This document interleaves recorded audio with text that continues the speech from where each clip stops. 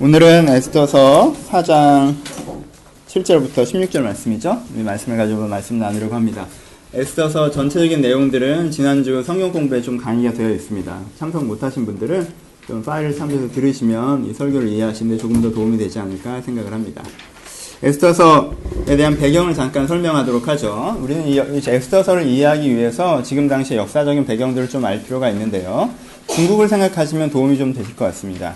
그나마 중국이 조금 더 비슷한 나라인데 우리는 중국을 지금 한 나라로 인식하죠. 그렇죠? 하지만 중국은 상당히 되게 많은 민족이 연결되어 있는 나라입니다. 그리고 우리는 중국어가 하나라고 생각하지만 사실 자막이 없으면 북쪽 언어를 남쪽에서 알아들을 수 없고 남쪽 언어를 북쪽에서 알아들을 수 없는 정도로 각자의 언어들을 사용하고 있습니다. 더 크게는 소수민족들도 존재하죠. 그렇죠? 한국 사람, 조선인들도 하나의 소수민족들이고요. 가장 문제가 되는 소수민족 중에 하나가 티벳입니다. 그렇죠? 소수민족이라는 표현을 티벳 분들이 들어주시면 굉장히 싫어하시죠. 왜 그러나요? 그런 문제가 생긴 거죠. 티벳인들은 자기를 중국인이라고 생각하지 않는 경향성이 강합니다. 그렇죠? 우리는 원래 티벳이었지 중국이 아니었다는 개념입니다.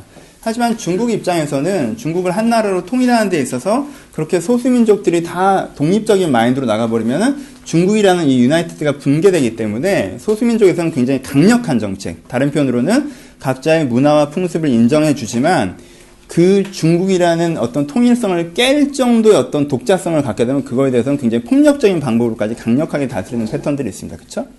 그래서 외국에서 그것을 인권 문제다라고 얘기하면 그쪽에서 이것은 내치 문제다라고 얘기하는 부분으로 이견이 차이가 있는 부분들이 있습니다. 이 당시 상황도 좀 비슷합니다. 페르시아라는 나라는요, 생긴 지가 얼마 되지 않는 나라입니다. 그쵸? 이 페르시아가 어디서부터 어디까지 먹었다고 그랬죠? 인도 북부에서부터 에디오피아까지 먹었습니다. 아프리카 중부까지 먹었던 거죠. 이 나라들요, 수천 년 동안 한 나라가 아니었던 나라를 페르시아라는 한 나라로 부르기 시작했습니다. 그쵸? 그래서 그 소속된 모든 사람들에게 소수민족 정책을 펼칩니다. 하지만 거기는 이집트도 있고요. 에디오피아도 있습니다. 인도도 있고요. 옛날에 바벨론 지역도 있고요. 그 수많은 국가들이 통합돼서 한 페르시아라는 유나이트를 형성하는데 거기에서 어떤 민족이 우리는 페르시아이기보다는 우리 민족적 자부심을 더 강조할 때는 뭐가 생기죠? 이 정체성이 훼손되는 정체성 위기, 그러니까 국가적인 도전이 생긴다는 거죠. 그래서 반역에 준하게 대우하는 부분들이 있습니다. 그렇죠? 이건 굉장히 심각한 문제라는 거죠. 똑같은 문제에 봉착한 부분이 누구죠? 유대인들입니다. 복잡한 스토리가 있지만 그건 좀 에스더서 전체를 얘기하는 게 아니기 때문에 좀 스킵하고요. 이슈 자체는 이렇습니다. 한 정치 지도자가 유대인들의 독자성은 너무 강력해서 이 페르시아의 통일성을 해친다라는 거죠. 그렇죠?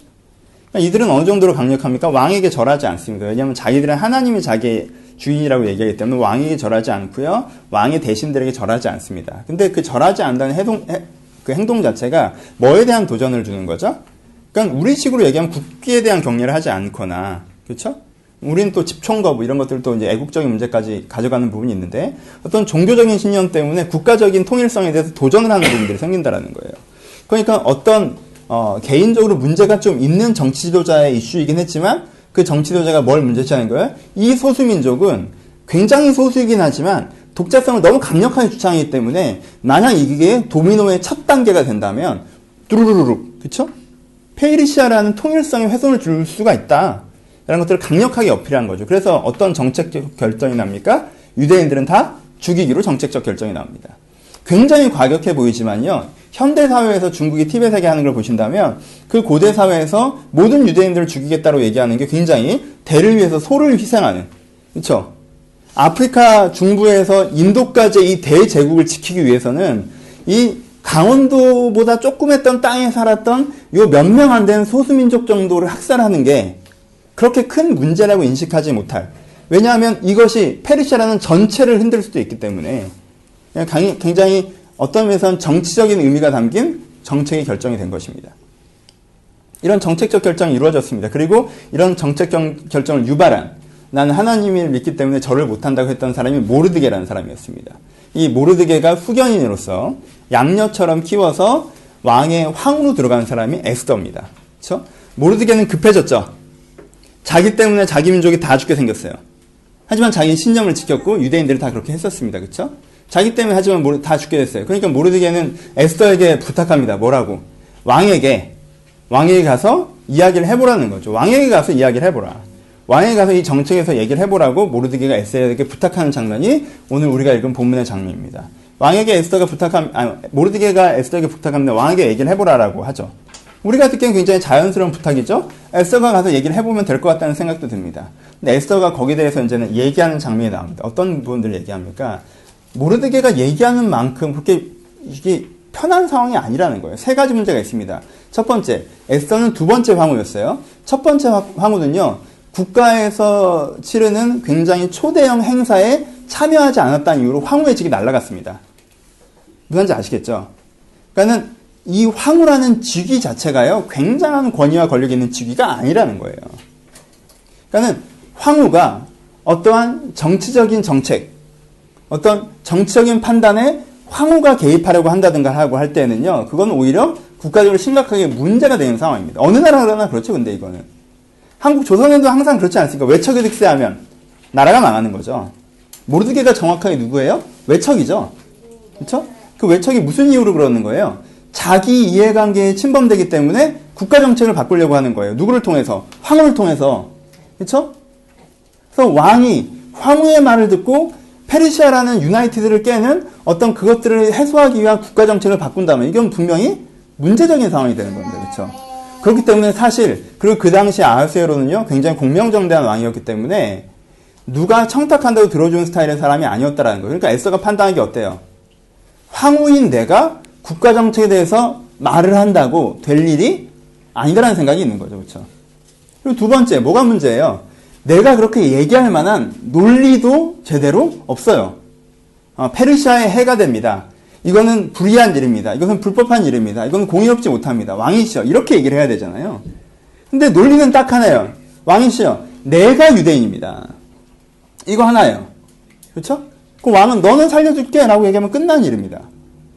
근데 내가 유대인이고 내 민족이 걸려있고 내 가족들 문제니까 잘 봐주세요는 논리가 약하다는 거예요.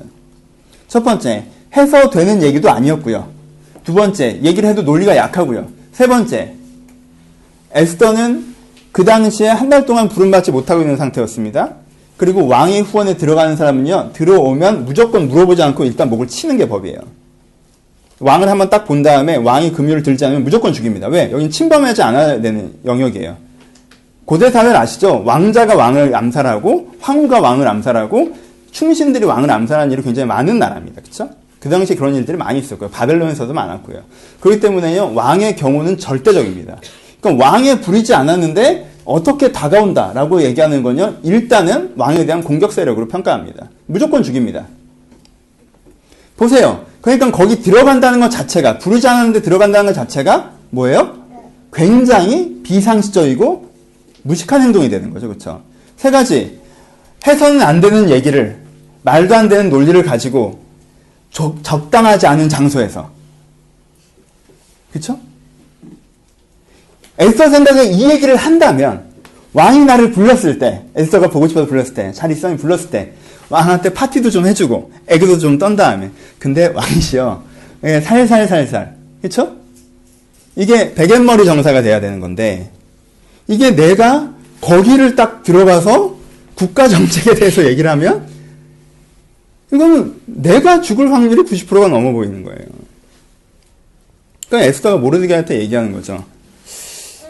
모르드게님 말씀 맞는데 이게 왕실 분위기를 잘 모르셔서 하시는 얘기지. 이게 그렇게 이렇게 무슨 이렇게 일반 집처럼 남편한테 야 우리 삼촌 있잖아, 삼촌 막 이렇게 문제가 좀 생겼대, 네가 좀 도와줘야 되지 않겠어? 이 분위기가 아니다. 라는 얘기를 이제는 에스더가 하는 거죠. 그렇죠? 여러분, 이게 가능이나 한 얘기입니까? 해서는 안 될 얘기를 해서는 안 될 장소에서 별로 설득력 없는 논리로 얘기한다는 게 누가 이렇게 쉽게 할 수 있는 일이에요? 참. 그래서 에스더가 상황이 좀 이렇습니다 라고 얘기했습니다. 그랬더니 모르드게 반응은 어때요? 완전 화내죠. 그렇죠? 눈에 불을 켜고 화를 냅니다. 너만 살면 잘 살 것 같냐, 뭐 이렇게. 너희 가족은 멸망하리라, 막 이렇게 막 독하게 얘기합니다. 재밌는 건 뭔지 알아요? 모르드게가 그 가족 중에 한 명입니다. 하여튼. 막 이렇게 뭐, 자기 포함해서 이렇게 저주를 하시더라고요. 그렇게까지 독하게 얘기하십니다. 모르드게가 지적하는 지점은 무엇인가요? 그리고 에스더가 충돌하는 지점은 무엇인가요? 지금 모르드게는 에스더가 말하는 논리나 내용이 잘못됐다고 얘기하는 것이 아닙니다. 모르드게는 지금 에스더의 관점이 잘못됐다고 얘기하는 것입니다. 왜요? 에스더는 당위성의 관점에서 얘기하지 않고 가능성의 관점에서 얘기하기 시작했다는 거예요. 모르드게가 얘기하는 건 그것입니다. 그럼 너 혼자 살려고? 라고 얘기하는 포인트. 너는 더 이상 내가 유대인이고 유대인이 죽게 생겼으니 내가 할 수 있는 모든 것을 해야 된다라는 당위성의 관점이 아니라 내가 이걸 하면 되겠는가라는 가능성의 관점에서 생각하기 시작했다는 거예요. 에스더의 마음은 두 가지 마음이 있습니다. 나도 유대인이고 모르드게는 날 키워주신 분이고 내 민족은 유대 민족이고 그런데 우리가 죽게 생겼으니 내가 할 수 있는 건 뭐라도 해야 되지 않겠냐라는 하나의 마음, 당위성의 마음. 또 하나의 마음은 뭐라도 하고 싶은데 내가 할 수만 있다면 뭐라도 하고 싶은데 사실 내가 할 수 있는 게 별로 없고 나는 나 하나 겨우 지킬 정도의 능력이 있는 사람이고 이게 모르드게도 살릴 수 있을지 없을지 모르고 나 하나 기껏해야 모르드게 정도 살릴 수 있는 사람이고 내가 어설프게 다 살리려고 했다가는 내가 제일 먼저 죽게 되는 아니 저도 하고 싶죠. 돕고 싶고 하지만 능력이 없는 걸 어떻게 합니까? 라는 이 가능성의 마음. 이 두 가지가 이 지금 에스더 내부에서 충돌되고 있고 그 충돌을 지금 모르드게에게 표현하고 있는 것입니다. 그리고 모르드게는 거기서 뭐라고 해요? 그 논리가 잘못됐다고 얘기하는 것입니다. 여러분은 가능성의 논리를 많이 쓰십니까? 당위성의 논리를 많이 쓰십니까? 내가 인생에 뭔가를 판단하고 결정할 때 나를 주도하는, 내가 뭔가 그 판단을 하기까지 A, B, C, D가 이렇게 돌아가는 나의 주도적인 논리는 가능성의 논리입니까? 당위성의 논리입니까? 내가 가능성의 논리로 판단하고 있느냐? 내가 굉장히 논리적이어 보이고 맞아 보이는 얘기를 하지만 그게 사실 가능성이라는 전제로 얘기하는 것이냐? 아니면 당위성이라는 전제로 얘기하느냐 하는 것이 전체로 그 사람의 패턴을 가른다는 거예요. 성경에서의 결론은 이미 나와 있겠죠? 가능성의 논리가 아닌 당위성의 논리를 써야 한다는 것입니다. 그럼 가능성의 논리의 문제는 무엇입니까? 왜 우리는 가능성의 논리를 써서는 안 되나요? 첫 번째, 가능성의 논리를 쓰면요. 가능성의 논리가 당위성을 흔들기 때문에 그렇습니다. 오케이? 가능성은 how에 대한 부분인데 how가 what을 흔들어 버립니다. 다른 표현으로 how가 what을 결정해 버린다는 거예요. 좀 간단한 비유를 들어봅시다. 여러분은 산을 오르십니다. 등산을 좋아하십니까? 산을 올라가다가 발을 헛디뎠습니다. 미끄러졌습니다. 굉장히 깊어 보이는 절벽입니다. 여기는 죽진 않더라도 다리 두 개는 그대로 분질러질 것 같습니다. 그런데 그 미끄러진 틈에서 내가 겨우 매달렸습니다. 힘주어 매달렸습니다. 가파른 절벽이에요. 힘을 주어서 두 손으로 겨우 그 틈새에 끼어서 매달렸습니다. 아래는 굉장히 깊어 보입니다. 굉장히 많이 다칠 것 같아요. 그래서 내가 생각합니다. 내가 여기서 이 좁은 틈새를 딛고 기어 올라갈 수 있는 확률은 10% 정도밖에 안 될 것 같아요. 내가 여기서 미끄러져서 다리가 부러질 확률은 90%일 것 같습니다. 여러분 그때 어떻게 하실 것 같습니까? 이거는 10%밖에 안 될 것 같네. 이렇게 될 가능성이 90%야. 근데 내가 굳이 이걸 막 이렇게 손가락 끝 피나가면서 이걸 내가 왜 발버둥을 쳐? 그냥 받아들여야지 하고 손을 놓으시는 분 계십니까? 그런 분은 없을 거예요. 이게 10%고 이게 90%다. 가능성을 타진해보자. 이게 될 확률이 거의 없고 이게 될 확률이 굉장히 많네? 그럼 어쩔 수 없잖아, 내가. 이렇게 갑니까? 누가 그렇게 하죠? 누가 그렇게 할 수 있죠? 아무도 그렇게 하지 않습니다. 10%이기 때문에 더 기를 쓰고 올라갑니다. 10%이기 때문에 더 집중하면 올라갑니다. 10%이기 때문에 내가 어떻게든 해내려고 그것을 붙잡는다는 것입니다. 이게 팩트입니다. 가능성은 마치 여러분들의 인생의 주체가 여러분들이 아닌 것처럼, 여러분들이 구경꾼인 것처럼, 여러분들이 거기에 참여자가 아닌 것처럼 여러분들을 속이는 것입니다. 가능성의 논리는. 모르드게가 에스더를 비판한 이유가 무엇입니까? 그 가능성 얘기를 한다는 것 자체가 이 이해의 당사자가 아닌 것처럼 에스더가 행동했다는 거예요. 굉장히 치사하게, 에스더의 논리엔 뭐가 담겨 있습니까? 자기 문제가 아니라 유대인들의 문제라는 식의 접근이 담겨 있습니다. 내가 도와주고 싶지, 내가 해결하고 싶어, 나도 그렇게 하고 싶어. 하지만 내가 할 수 있는 일이 없잖아. 뭐와 뭐를 구별하는 거예요? 너와 나를 구별하는 겁니다. 그건 네 문제지 내 문제는 아니야. 나도 돕고 싶으면 나도 할 수가 없어. 이렇게 되는 거예요. 마치 그게 정확하게 에스더에 대한 것이었다면, 왕이 황후를 죽이려고 하는 것에 대한 것이었다면, 왕이 황후를 죽이기로 일주일의 기한을 두고 칙령을 내렸다면 그 황후는 어떻게 할까요? 칙령이 내려진 걸 어떻게 하겠어? 그냥 죽어야지 이러겠어요? 아니죠. 자기가 부탁할 모든 사람들을 찾아 나섰겠죠. 어차피 죽는 거 그 전에 왕에게 자기가 마지막으로 할 수 있는 한마디로 했겠죠. 칙령이 어떻게 됐든 거기 한번 들어가서 내가 왕 얼굴 한번 더 보고 죽어야지, 한 번이라도 살려달라고 하고 죽어야지, 그냥 못 죽겠다고 했겠죠. 에스더가 굉장히 치사하게 군 겁니다. 뭐예요? 남일이라고 생각하는 거예요. 그래서 모르드게가 화를 내는 것입니다. 근데 에스더는요, 사실은 약간 거리가 있었기에 남일이라고 생각할 수도 있었습니다. 근데 더 기가 막힌 사람들은 누군지 아십니까? 자기 자신에 대해서 이렇게 스스로 속아서 하는 사람들입니다. 아까 산의 비유를 다시 한번 들어보죠. 여러분, 내가 진짜 신앙이 제대로 된 신앙인이 될 확률, 변화된 신앙인이 될 확률, 진정한 크리스찬이 될 확률은 10%예요. 나는 평생 교회나 왔다 갔다 할 크리스찬이 될 확률이 90%입니다. 그 사이에 우리는 매달려 있죠. 여러분, 이렇게 될 게 훨씬 커 보이세요, 혹시? 목사님, 저는 90%.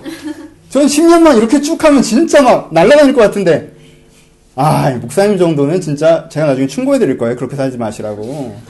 이렇게 하시는 분 계세요? 우리 이 사이에 껴 있습니다. 진정한 신앙이라고 하는 것은 굉장히 어려워 보이죠. 안 될 것 같아요. 도전도 됩니다. 불편하기도 하고요. 그걸 해낼 능력이 나기 충분하지 않은 것 같죠. 그리고 그저 그런 신앙이 될 확률은 굉장히 많아 보입니다. 그럼 어떻게 하시겠습니까? 어떻게 하시겠습니까? 가능성이 9대 1이네. 근데 내가 이걸 왜 손가락을 끼고 이 노력을 하고 있나? 하고 그걸 놓으시고 아름다운 신앙생활, 편안한 신앙생활, 여러분들 던지십니까? 던지는 사람들이 있습니다. 가정을 얘기해 볼까요? 결혼을 하셨다고 칩시다. 안 하신 분들도 더 많지만. 결혼했습니다. 둘이 행복하게 사랑하면서 서로 평생 반려자로 이 사람이 나에게 준 하나님의 선물이라고 생각하면 살아갈 확률은 좀 더 줍시다. 20%입니다. 20%. 근데 한 3년 지나면 그저 그렇게 애 때문에 이혼하는 게 더 스트레스 받으니까, 정 때문에 그냥 가구처럼 익숙해서, 내가 그렇다는 게 아니에요. 참, 내 여자애들 하여튼, 내가 그렇다는 게, 저는 사랑합니다. 그쵸? 사랑해요. 예? 저는 지금이 제일 사랑합니다. 진심으로. 이렇게 될 확률이 80%다. 여러분, 결혼 3년차, 4년차에 그 느낌이 올 때가 있죠? 우리는 운명이 아닌가? 우린 절대적이지 않나? 우리 가족이 진짜 사랑하려면 이거 내가 노력해야 되는 거지 그냥은 안 될 수도 있겠구나 라고 그 느낌이 들 때, 여러분 그걸 놓으십니까? 하면 그렇기 때문에 더 매달리십니다. 인생에 대해서. 진정한 인생, 꿈꾸는 인생, 제대로 사는 인생, 내가 스스로 가치 있다고 평가할 수 있는 인생, 내가 하나님께서 주신 기회를 제대로 살려냈다고 생각하는 인생을 살 수 있는 기회는, 살 수 있는 확률은 10% 정도밖에 안 됩니다. 나머지 90%는 그저 평범하게, 평범하다는 게 나쁜 게 아니에요. 그저 내가 일반적으로, 세속적으로, 이해관계에 묶여서, 일상에 묻혀서 그렇게 그저 살 수 있는 확률이 90%입니다. 그때 여러분들 어떻게 하십니까? 재밌는 건 뭔지 알아요? 아까 산 이야기 했을 때 많은 분들이 당연하다고 생각하면서 웃었습니다. 그때 그걸 놓는 사람이 어디 있습니까? 떨어져서 다리가 부러질 것 같아요. 이거 올라갈 확률은 10%밖에 안 돼요. 근데 그러면은 왜 내가 이렇게 손가락이 피나가면서 올라가요? 그냥 놓고 떨어지고 말지. 그렇게 얘기할 때 모두가 웃었습니다. 왜요? 그런 사람이 없기 때문에 그래요. 그런 이유가 없기 때문에 그래요. 내 인생이고 내 자신이고 내 기회라면 1%라고 해도 손을 뻗어보는 게 정상입니다. 기회가 0% 보여도 그걸 기어 올라가려고 하는 게 정상이에요. 떨어지는 순간까지도 시선은 위를 보면서 나뭇가지라도 잡으려고 하는 게 정상입니다. 그런데 재미있는 것은 많은 사람들이 자기 가족에 대해서, 자기 인생에 대해서, 자기 신앙에 대해서는 그냥 떨어지더라는 거예요. 그냥 놓더라는 거예요. 왜? 가능성의 논리에 속았기 때문에 그렇습니다. 그럼 가능성이 낮아. 그럼 그게 당위를 흔듭니다. 안 되는 거야. 해봐야 안 돼. 그걸 왜 해? 어떻게 how가 what을 결정합니까? 가능성이 낮습니까? 그럼 다른 방법을 찾아야죠. 에스더처럼. 그렇죠? 가능성의 사고의 가장 큰 문제점은 그 사고가 당위를 흔든다는 것입니다. 가능성의 사고의 두 번째 문제점은 간단합니다. 가능성의 사고의 두 번째 문제점은 가능성의 사고는 가능성을 낮춘다는 것에 있습니다. 여러분, 타임머신을 타고 고등학교 때로 돌아가 봅시다. 17살의 여러분이 있습니다. 자율학습 시간입니다. 자습실에 앉아 있습니다. 여러분들은 볼펜을 들고 있고 앞에는 공책이 펼쳐져 있겠죠. 그리고 여러분들은 생각하고 있습니다. 이게 공부를 한다고 될까? 내가 그 대학에 갈 수 있을까? 내가 성적이 오를까? 여러분들은 생각하고 있습니다. 그리고 고등학생은 고민하고 있죠. 거기 앉아서 멍 때리면서 내가 이걸 한다고 될까라는 생각을 계속하고 있습니다. 여러분들 타임머신을 타고 그 앞에 서 있다고 하십시오. 여러분들이 그 17살 여러분 자신 앞에 서 있습니다. 여러분들은 그 여러분들 자신에게 뭐라고 해주시고 싶으십니까? 여러분들은 분명히 정말 좋은 청자예요. 여러분들은 분명히 공부나 하라고 할 것입니다. 왜요? 그게 가능성을 높이는 것이기 때문에 그렇습니다. 네가 지금 그 생각을 하고 있기 때문에 가능성이 떨어지고 있습니다. 매달려서 될까? 생각을 한번 해보자. 이걸 기올라간다고 될까? 라고 할 때 가능성은 점점점 떨어져 갑니다. 그렇죠? 고등학생이 앉아서 생각합니다. 될까? 내가 공부를 한다고 될까? 생각을 더 하죠. 무슨 생각을 합니까? 내 머리를 고려합니다. 이제까지 공부했던 내 머리, 이제까지 내 성적을 고려하죠. 내가 지금 보여주는 저 공부해라는 애들을 고려합니다. 그리고 이제까지 내가 받았던 사회적 평가들을 고려하겠죠. 그럼 어떤 결론이 나올까요? 안 된다고 결론이 나올 겁니다. 그렇죠? 쉽지 않을 거로 결론이 나오겠죠. 그래서 얘는 마음이 힘들어지겠죠. 안 되겠구나 라고 하고 앉아있는 것이죠. 그럼 마음이 어렵습니다. 위로받고 싶어요. 그럼 어떻게 하죠? 나가야 됩니다. 되지도 않을 걸 붙잡고 여기 왜 앉아있습니까? 밖에 나가서 바람이라도 좀 쐬야죠. 스트레스 너무 많이 받죠. 오락이라도 하고 야구라도 봐야겠습니다. 그래서 나갑니다. 그렇게 한번 하고 들어오면 마음이 좀 풀리는 것 같죠. 무엇이 풀리나요? 아무것도 풀리지 않습니다. 아무것도 풀리지 않죠. 그렇게 스트레스를 풀고 들어오면 무엇만 더 선명해지는지 아십니까? 공부하지 않고 밖에 나가 또 놀았다는 사실이 자기가 더 안 될 거라는 가능성을 더 확증시켜주는 것밖에 안 됩니다. 대부분은 그래서 공부를 못합니다. 공부를 잘 못하시는 분들의 특징은 내가 공부를 할 수 있을까를 오랫동안 고민하십니다. 다른 부분도 마찬가지입니다. 될까? 취업을 했습니다. 직장에 들어갔어요. 이 직장이 내 인생의 도약점이 될까? 내가 이 일을 해낼 수 있을까? 나에게 어떤 기회가 올까? 그런 생각을 하고 있다면 그게 가능성이 긍정적인 파지티브한 결론이 나는 경우가 많겠습니까? 부정적인 결론이 나는 경우가 많겠습니까? 부정적인 결론이 나는 경우가 많습니다. 왜요? 모든 신입사원들은 굉장히 낮은 퍼센테이지를 갖고 있기 때문에 그렇습니다. 내가 여기서 인정받을 확률, 내가 여기서 기회를 얻을 확률, 내가 여기서 인생의 도약점을 찾을 확률은 모든 신입사원들은 다 많이 갖고 있지 못합니다. 근데 그 자신이 그 자기의 가능성에 집중한다면 될까라는 질문에 안 된다는 대답이 나오겠죠.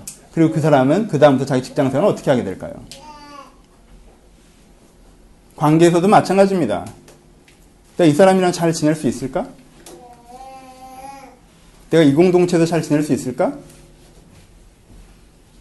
내가 그 사람에게 지금 가능성과 상관없이 꿈을 꾸고 기대를 갖고 당위를 얻는다면 난 이 사람과 잘 지내야 한다. 난 이 가족과 잘 지내야 한다. 난 이 공동체와 잘 지내야 한다. 라는 어떤 당위를 얻는다면 되어져 갈 것입니다. 하지만 거기서 가능성의 사고라면 글쎄요.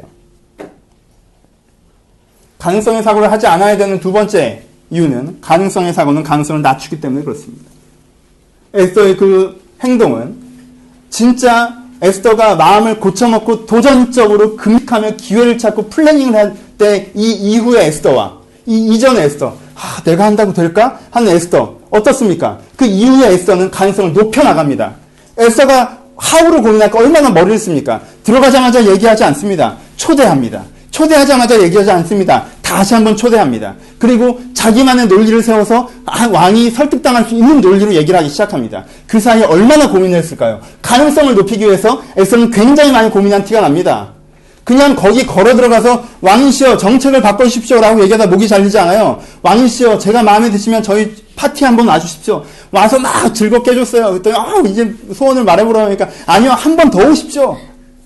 그리고 꼭 하만을 데려오십시오. 그 정책 위반자를 데려오십시오. 데려옵니다. 그랬더니 그 두 번째 파티를 다 한 다음에 뭐라고 얘기합니까? 왕이시여 저를 살려주소서. 저 하만이 저를 죽이려고 합니다. 이 정책은 왕이 생각하시는 것 이외에 이면이 있습니다. 하만의 개인적인 이해관계가 있습니다. 거기에는 황후를 공격하는 것도 포함된 것입니다. 이것은 굉장히 모략적인 발상에 아름다운 옷만 입힌 것입니다. 왕이시여 이걸 판단해야 됩니다. 그런 논리를 만들어냅니다. 기회를 만들어내죠. 장소를 만들어내고요. 그렇죠? 하나는 목숨을 걸었습니다. 하지만 나머지는 만들어 놨습니다. 왜요? 파지티브로 바뀌었기 때문이에요. 근데 그 전에 에스더는 어떻죠? 그러고 있으니까 가능성은 점점 줄어가는 거죠. 내가 될까? 왕은 오늘도 내 방에 안 오시나? 나를 좀 불러주시면 얘기를 좀 해볼 텐데 안 불러주시니까 어쩔 수가 없네? 모르겠는 또 자꾸 나한테 뭐라고 하지? 또 욕을 하네? 어떻게 해? 막 욕을 해? 그럼 어떻게, 나보고 어떻게 하란 말이야? 나보고 먼저 주라는 얘기야? 너무 하신다, 진짜. 나도 하고 싶지. 이러고 있는 동안 어떻게 되는 거예요? 가능성은 계속 줄어드는 거예요. 세 번째, 가능성의 사고를 하지 않아야 되는 세 번째 이유. 가능성의 사고의 결론은 무기력이기 때문입니다. 여러분, 하우로 왓을 뽑잖아요? 그럼 그 다음에 하우의 방향성이 사라집니다. 이해되시죠? 야, 내가 이렇게 딱 해. 이렇게 있어요. 내가 저런 비전을 갖고 저런 일을 하고 살고 싶어. 저런 일을 하고 살고 싶어요. 내가 어떠한 이런 식의 영역을 만들어내고 이런 식의 일들을 하고 싶어요. 라는 왓이 딱 있었어요. 그걸 이렇게 하고 가다 보니까 이게 안 돼요. 이게 안 될 것 같아. 가능성이. 이건 안 될 것 같아요. 그럼 내가 할 수 있는 걸 봤더니 지금 저 정도야. 내가 원했던 건 어떤 창의적이고 공동체적이고 가치적인 일이었는데 내가 지금 할 수 있는 걸 딱 보니까 요 정도야. 그냥 생업이 되고 내가 어떤 인정을 받고 요 정도야. 요거를 하다가 가능성 이게 낮고 이게 높아서 이걸로 꺾었어. 그래서 요걸 이렇게 한다? 그럼 요걸 조금 하다 보면 무슨 생각이 드는 줄 알아요? 내가 이걸 왜 하지라는 생각이 들어요. 그쵸? 이건 뭐예요? 왓이 없는 하우이기 때문에 그래요. 내가 이걸 왜 하는 걸까? 하우로 왓을 뽑아버렸더니 뿌리 뽑힌 나무처럼 왓이 뽑힌 사람이 되어서 왓이 없는 사람이 되어서 무기력하고 소극적인 사람이 되는 거죠. 무기력해집니다. 가능성의 논리의 함정에 빠지는 사람들을 보면요. 굉장히 열정적이었던 애가, 굉장히 도전적이었던 애가, 굉장히 창의력이 많았던 애가 무기력해져 있습니다. 삶에 열정이 없어요. 삶에 의욕도 없고요. 뭔가 하고 싶은 것도 없고, 하고자 하는 것도 없고, 해야만 하는 것을 그냥 해내면서 살고 있습니다. 여러분, 가능성의 함정에 빠지지 마십시오. 많은 크리스찬들이, 제가 최근에 진리와 욕망에 대한 설교들을 많이 했었습니다. 그쵸? 진리와 욕망이냐? 욕망의 동기부여로 하느냐? 진리의 동기부여로 하느냐? 많은 크리스찬들이 욕망의 동기부여를 끊어내기로 결심하고 진리의 동기부여로 살겠다고, 가치 있게 살겠다고, 의미 있게 살겠다고, 하나님을 위해서 살겠다고, 뭔가 하나님께서 바라보시는 삶을 살겠다고 결정을 합니다. 결정을 했다가 소극적이 되는 게 무엇이 합니까? 굉장히 겸손한 표현. 나 같은 건 안 되나 봐. 하고 싶긴 한데 나도 나 같은 건 안 되나 봐. 가능성이 안 보여. 안 될 것 같아, 이게. 나도 안 변할 것 같고, 내 인생도 별로 안 변할 것 같고, 내 상황도 별로 안 변할 것 같아. 이게 안 되나 봐, 이게. 라고 하는 그 생각. 욕망에서 뛰어나와서 진리로 날아가는데 갑자기 가능성이 잡아챕니다. 그럼 이 친구는요, 갈 데가 없습니다. 인생 제일 피곤해지는 경우가 이 경우예요. 얘는요, 욕망대로 또 못 살아요. 죄책감이 느껴지죠. 못 살아요, 이렇게. 그렇다고 이걸 막 하게 되지 않아요. 왜 안 되는 걸 누가 해요? 또 그냥 있자니, 안사가 귀찮아요. 무기력하고, 힘도 없고. 여러분, 이건 열정의 문제가 아니라 사고방식의 문제입니다. 혹시 가능성의 논리에 속고 계십니까? 자꾸 투데이를 기준으로 가능성을 숫자로 산출하고 계십니까? 이게 50%다, 70%다, 100%다, 30%다, 2%다, 3%다. 가능성이 있다, 없다. 그러니까 된다, 안 된다. 그렇게 자꾸 결정하고 계십니까? 여러분, 그렇게 매일 변하는 수치에 집중하지 마십시오. 어제의 주가를 보고 오늘 주식을 사는 사람처럼 멍청한 사람이 없는 것입니다. 여러분들의 오늘의 가능성은 어제까지 행동의 결과일 뿐입니다. 오늘의 여러분들의 행동에 따라 내일의 주가는 달라지는 거예요. 어떤 무지한 사람이 어제의 주가를 가지고 마치 주식시장에 보배를 안 것처럼, 비밀을 안 것처럼, 그걸 갖고 주식 투자를 하고 있겠습니까? 그렇게 멍청한 사람은 없습니다. 내일의 주식을 알아야죠. 근데요, 여러분 재밌는 건 뭔지 아십니까? 내일의 주식은 모릅니다. 내일의 가능성은 모른다는 거예요. 여러분들이 알고 있는 건 어제의 가능성이에요. 어제의 결과인 오늘 이 시점에서의 가능성이고, 하지만 내일의 가능성은 내가 모른다는 것입니다. 그러니까 이건 쓸데없는 정보입니다. 버리십시오. 어제의 주가를 보고 주식을 사는 멍청한 사람이 되지 마십시오. 어제까지의 내 인생의 동향을 파악해서 그것을 말미암아 내일을 그저 결정해버리는 사람이 되어서는 안 됩니다. 그러면 오늘 어떤 변수가 펼쳐지고 있는지, 오늘 어떤 일들이 일어나고 있는지, 그리고 나는 무엇을 해낼 수 있는지를 보셔야 된다는 것입니다. 에스더는 그렇게 했습니다. 에스더는 모르드게가 욕 확 먹고 마음을 확 고쳐먹었습니다. 그렇죠? 에스더 되게 멋있는 사람이에요. 에스더가 멋있는 이유는 뭔지 아십니까? 얼굴색 바꾸는 거 잘하기 때문이에요. 방금 전까지 이래서 안 되고요, 저래서 안 되고요, 막 그러다가 딱 모르드게가 또 뭐라고 하니까, 죽어버리라고 딱 하니까, 그래, 오케이. 그러면은 모두 모여서 나를 위해서 금식해라. 모르드게도 굶고 밤낮으로 금식해라. 수상궁에 있는 사람 다 모여라. 내가 금식해야 되니까 니들도 해. 하고 3일 뒤에 걸어보자. 죽으면 죽겠다. 딱 겁니다. 그리고 그 3일 동안 생각하는 거죠. 오케이, 들어가자마자 얘기할 것이냐. 오케이, 그건 아니야. 그건 진짜 죽을 일이야. 일단 파티로 한번 초대를 하자. 그럼 파티를 초대해서 얘기할까? 너무 속보여. 한 번 더 가자. 2번. 그럼 왕만 딱 놓고 얘기할까? 아니야. 하만이 그 자리에 있어야 극적 효과가 살아. 하만 초대하자. 뭐라고 하지? 정책을 바꿔달라고 할까? 아니야. 날 살려달라고 하자. 얼마나 불쌍해 보이겠어. 이쁜 여자애가. 저 남자가, 우락부락한 남자가 네 부인인 나를 죽이려고 해. 그래서 살려달라고 울자. 굶으면서 그 생각한 거예요. 그냥 굶은 게 아니야. 근데 이게 되려면 뭐가 돼야 돼? 하나님께서 왕의 마음을 바꾸셔야 되고, 내가 들어갔을 때 살아야 되거든. 그건 내 힘으로 안 되는 거야. 그쵸? 내 힘으로 안 되는 거야. 내 힘으로 다 된다는 게 아니야. 대신 그 부분을 시하면서 가는 거죠. 후반부로 갑시다. 그럼 우리는 당위성의 사고를 해야 되는데, 당위성의 사고를 해야 되는 3가지 이유. 이미 얘기했지만 결론적으로 얘기합시다. 당위성의 사고를 해야 되는 세 번째 이유. 첫 번째, 이게 인생에 대한 예입니다. 여러분, 인생에 대한 예를 지키십시오. 아주 간단합니다. 절벽에 매달리셨으면요, 내가 당사자면 기어 올라가야 되는 것입니다. 남이면 저거 안 되겠는데? 이럴 수 있어요. 남이면 제가 매달려, 딴 애가 매달려서 쟤 떨어지겠다. 이건 남 얘기야. 이건 남 얘기야. 내 얘기는 올라가는 거죠. 여러분, 좀 극단적인 예를 걸어볼까요? 내가 사랑하는 사람이, 내 자식이, 내 가족이 매달려 있다고 띱시다. 엄마가 봤어요. 200m, 300m예요. 이 엄마가 어떻게 할까요? 보고 있을까요? 아니요. 무조건 뛰어요. 그 시간까지 산정상에 도착 못합니다. 도착해도 내가 할 수 있는 게 없어요. 그래도 무조건 뛰어요. 내일이면 그렇게 하는 거예요. 내 인생이면 그렇게 사는 겁니다. 이게 인생에 대한 예의예요. 여러분, 이게 겸손한 겁니다. 내 인생을 남 인생 보듯이 하지 마십시오. 남의 인생이면 가능성을 얘기하겠지만요, 내 인생이면 가능성 따위를 따지지 않는 거예요. 0%라도 가보는 겁니다. 내 인생이면. 내 인생인데 그저 그런 신앙으로 사시겠습니까? 그게 문턱만 밟다 가실 거예요? 내 인생인데 그저 그런 인생으로 사시겠습니까? 내가 진짜 살고자 하는 인생을 살아야 되지 않겠어요? 내 가정이고 내 가족인데 내가 그저 대면대면하는 사이로 끝내시겠습니까? 어떻게든 사랑하는 관계로 진정한 가족으로 만들어야 되는 거 아니에요? 가능성이 낮아라고 놓으면 그 다음부터 뭘 할 건데요? 어차피 할 거 없어요. 모르드게가 그렇게 얘기하는 것입니다. 그러면 모르드게가 에스더한테 하는 얘기가 그거예요. 그럼 우리 다 죽으면 너 혼자 살게? 그럼 행복하겠니? 나 죽고 네 민족 다 죽고 너 혼자 황후에서 살면 네가 행복하겠냐고 물어보는 거예요. 에스더는 그거 아니거든요.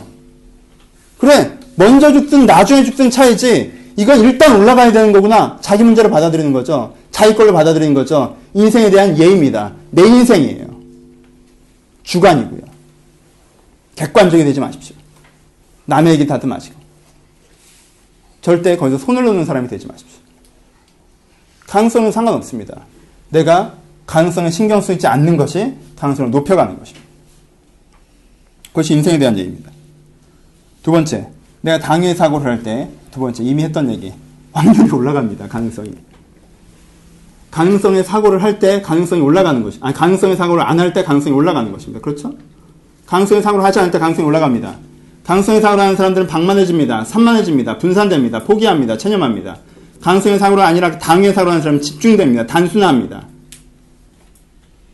당위성의 사고를 하는 사람들의 가능성이 훨씬 더 높아집니다. 그러니까 하지 마십시오. 가능성의 사고 같은 거.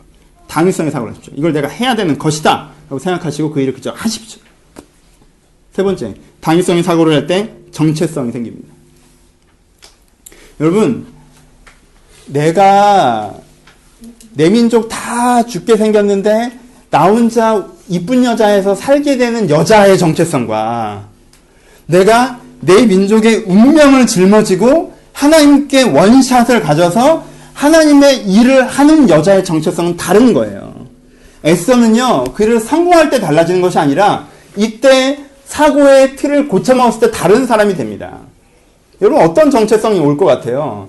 에스더가 3일 동안 내 민족의 기도를 받으면서 내가 3일 동안 금식하면서 하나님, 내가 역사를 바꾸는 사람이 되게 달라고 기도할 때 그 에스더의 정체성과 어떡하니 다 죽게 생겼는데 난 죽진 않겠지만 너무 슬프다. 이 에스더의 정체성이 얼마나 다를지 보이십니까?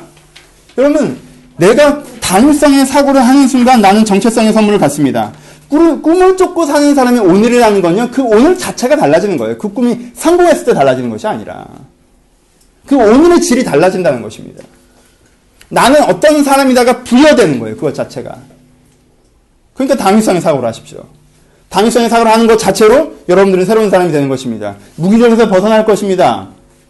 상황 논리에서 벗어날 것이에요. 환경 논리에서 벗어날 것이고요. 사람들이 나 어떻게 평가하는지에 따라서 벗어납니다. 네 번째, 마지막. 왜 우리가 당위성의 사고를 해야 되느냐? 사실은 이 얘기를 하려고 이번 길을 온 건데, 내가 진짜 맞다면, 내가 그냥 내가 원하는 것에 당위를 둔 게 아니라, 내 계획에 당위를 둔 게 아니라, 내 소견에 당위를 둔 게 아니라, 내 취향에 당위를 둔 게 아니라, 내가 진짜 맞다면, 내가 맞는 일에 당위를 둔 것이라면, 하나님은 그 맞는 자와 함께 일하십니다. 모르드게가 얘기하는 것이 무엇입니까? 모르드게가 에스더에게 매달려서 야, 그래도 다 죽는데 네가 한번 얘기해보면 살 수 있는데 그래도 한번 해봐야 되지 않겠냐? 라고 얘기하는 것입니까? 지푸라기라도 잡는 심정이 그러는 것이에요? 아니, 모르드게는 당당합니다. 어떻게 얘기하죠? 네가 하지 않는다면 하나님은 다른 방법으로라도 우리를 건지실 것이다. 하지만 거기서 이해관계를 생각하고 거기서 가능성을 생각한 너는 버림받은 것이다. 하지만 네가 이것에 동참한다면 하나님은 너를 통해서 일하실 수 있다라고 얘기하는 것입니다. 에스더가 자기를 살려준다면 이렇게 하지 않았겠죠? 매달렸겠죠? 간절히 했겠죠? 한 번만 살려달라고 했겠죠? 나를 봐서라도 해달라고 했겠죠? 그렇지 않습니다. 네가 안 하면 하나님께서는 하실 것이라는 생각이 있습니다. 왜요? 모르드게는 지금 어디 서 있는 거예요? 모르드게는 자기가 맞는 자리에 서 있는 걸 압니다. 난 지금 맞는 자리에 서 있어요. 우상에게 절했어야 하는 게 아니에요. 세상에게 타협했어야 되는 게 아니에요. 페르시아에 동화됐어야 되는 게 아니에요. 내가 정체성을 지켰어야 돼요. 내가 바른 길을 갔어야 돼요. 그것 때문에 생겨난 어려움이에요. 그것 때문에 생겨난 불침이에요. 그것 때문에 생겨난 핍박입니다. 그러니까 하나님은 이 전장은 내 전장이 아니라 하나님의 전장이고 하나님은 살아계셔서 이 시점에서 나와 함께 일하실 것이라는 믿음이 모르드게는 있습니다. 그것이 진정한 가능성입니다. 여러분, 당위성이 진정한 가능성입니다. 여러분들이 하나님을 믿는다면 여러분들의 당위성이 여러분들의 가능성입니다. 내가 하나님의 일을 한다는 게, 내가 하나님의 입장에 서 있다는 게, 내가 하나님께서 꿈꾸시는 자리에 있다는 게 내 가능성이라는 것입니다. 하나님께서 여러분들이 어떻게 살길 바란다고 생각하십니까? 여러분 생각하시는 것이 있으십니까? 여러분 그것이 부담스러우십니까? 그것이 불편하십니까? 안 될 것 같으십니까? 여러분들에게 권면합니다. 여러분들을 위로합니다. 여러분들에게 축복합니다. 하나님께는 그렇게 되길 원하십니다. 하나님께서 꿈꾸시는 가정이 있습니까? 하나님께서 원하시는 가정이 있다고 생각합니까? 그것이 안 될 것 같습니까? 멀어 보입니까? 내가 해서 되는 게 아닌 것 같습니까? 여러분, 하나님께서는 그렇게 되길 원하십니다. 세상에 대해서. 세상을 보면 안 변할 것 같죠? 세상을 보면 가능성이 안 보이죠? 하지만 하나님께서 이 세상이 어떻게 되길 원하신다에 내가 매료돼서 하는 거라면, 그리고 내가 진짜 하나님이 살아계신다는 걸 믿는다면, 하나님께서는 일하신다는 걸 내가 믿는다면, 그것이 내가 믿는 가능성이 되는 것입니다. 가능성의 사고가 아니라 당위성의 사고를 하라는 얘기는 네가 실패하건 어떻게 되건 일단 보수적으로 고루하게 맞는 거를 네가 지키며 살아라. 네가 손해보더라도 그렇게 해야 된다. 그렇게 안 하면 안 된다. 그렇게 해야만 하는 것이라는 어떤 그냥 당위로만 접근하라는 것이 아닙니다. 의가 살아있다는 얘기를 하는 것입니다. 의는 살아있습니다. 진리는 살아있습니다. 태초에 말씀이 계셨고 그 말씀이 하나님과 함께 계셨고 그 말씀은 지금 우리와 함께 거하십니다. 하나님은 임마누엘의 하나님이십니다. 하나님은 그 일을 하실 것입니다. 그 모르드게의 가능성을 나의 가능성으로 가지고 올 때, 그것이 나의 꿈의 근간이 될 때, 하나님의 능력을 내 인생에 초대할 수 있을 때, 내가 타협하지 않고 내가 먼저 별들되지 않고 내가 주님의 당위를 붙잡고 하나님의 그 도우심을 초대할 수 있을 때, 하나님의 그 선하심을 따라갈 때 하나님의 그 인자하심이 함께 하심을 우리가 경험할 수 있다는 것입니다. 이것이 우리가 당위의 사고를 해야 되는, 에서의 삶을 살아야 되는, 에서가 우리의 모델이 되어야 되는 이유가 됩니다. 결론을 갑시다. 여러분 상상해 보십시오. 이때 마음을 고쳐먹지 않았던 에스더를 한번 상상해 보십시오. 에스더가 모르드게가 이렇게 얘기했는데도 너무 왕궁 실정을 모르셔. 모르드게가 이렇게까지 얘기해주는데도 그래도 제가 죽을 수는 없잖아요. 라고 얘기하고 그저 그렇게 앉아 있었다면 이건 누구에게 가장 비참한 일입니까? 하나님은 모르드게의 말처럼 다른 통로를 통해서라도 그들을 살리셨을 것입니다. 그럼 이건 누구에게 가장 비참한 일입니까? 에스더에게 가장 비참한 일입니다. 여러분 진짜 가능성을 얘기하고 싶으십니까? 여러분 하나님께서 여러분들을 창조하실 때, 하나님께서 여러분들을 이 땅에 보내실 때, 하나님께서 지금도 나는 너를 향해서 놀라운 계획을 갖고 있다라고 얘기하는 그 사형의 첫 번째 구절을 믿으신다면 하나님은 지금도 여러분들의 살아낼 수 있는 어떤 삶을, 어떤 인생을 가지고 계실 것입니다. 근데 내가 상상해낸 그 두 번째 에스더처럼 행동한다면 그 가능성을 가장 두려워하십시오. 그리고 그 가능성, 하나님께서 이미 계획하고 계시다는 그 가능성을 가장 꿈꾸셔야 돼요.